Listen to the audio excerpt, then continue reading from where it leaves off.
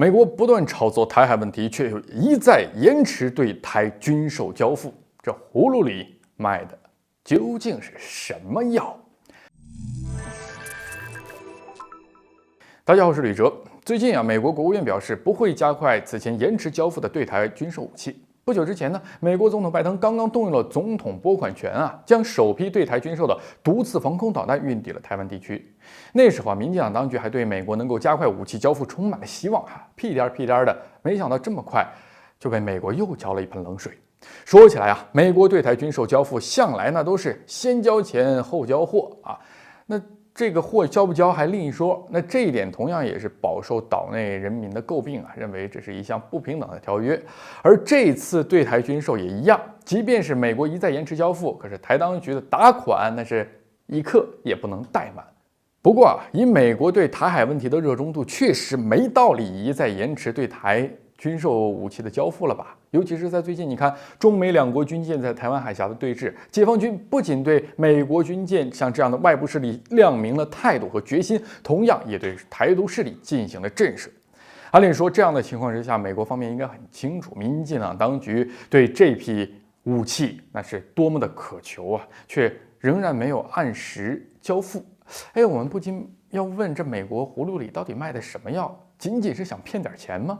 根据透露出来的消息来看，美国方面表示受到原材料全球供应链的问题影响，无法及时加快交货。尽管货交不了，但是美国仍然不忘安抚民进党当局，说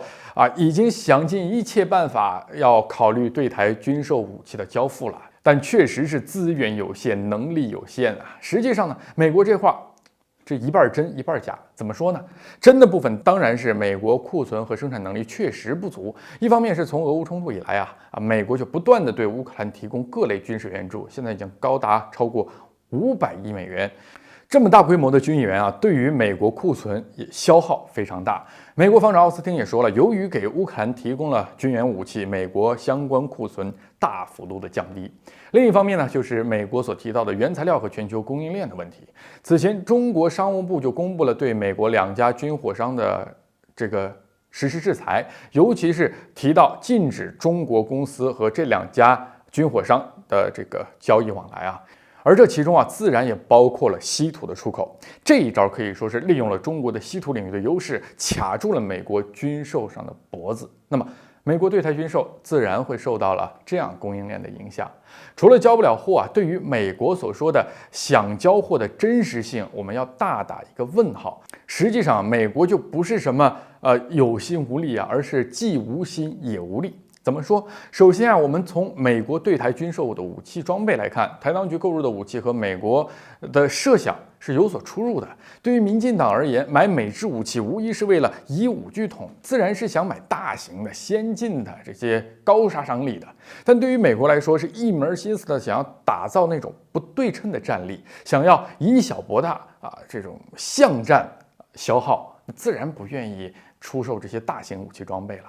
同时美国勾结台独势力，其实并不是真的想让台当局和大陆交战，然后再把美国拖下场。对于美国来说，以台扼华才是最重要的。就是这种打与不打之间的这种点是美国想要拿捏的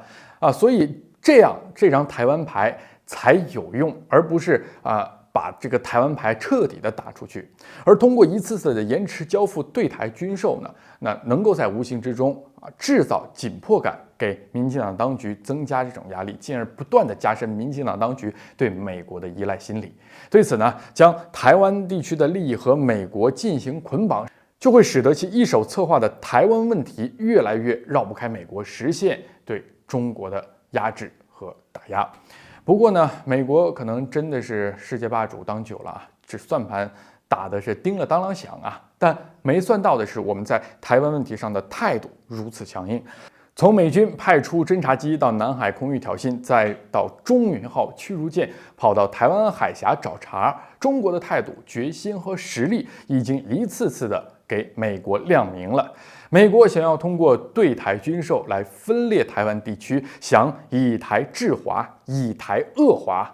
这显然是死路一条。好，今天吕志观察就是这样，下期再见。